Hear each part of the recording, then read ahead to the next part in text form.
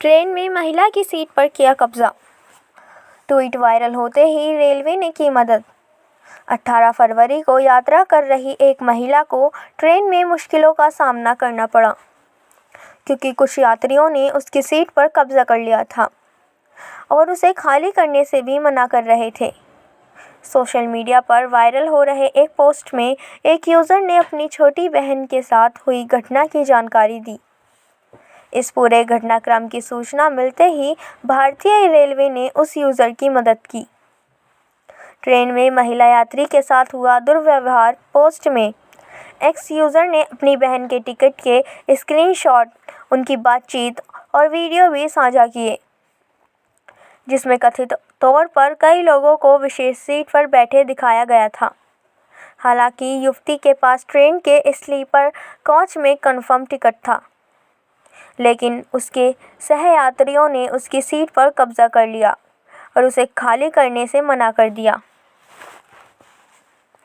User ने अपनी बहन की आपबीती सुनाते हुए बताया कि पहली बार मेरी छोटी बहन ट्रेन से अकेले यात्रा कर रही है।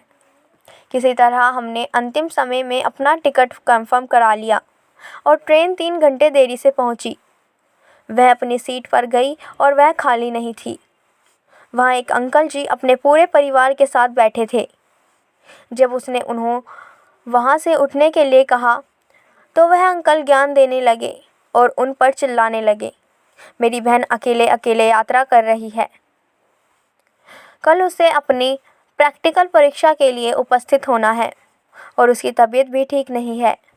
और उस अंकल ने उसे 3 अन्य यात्रियों के साथ अपर बर्थ पर बैठा दिया। और उस सबसे बुरी बात तो ये है, मैं यहाँ से कुछ नहीं कर सकता। अब मैं बहुत चिंतित हूँ। क्या मैं उसके लिए कुछ कर सकता हूँ?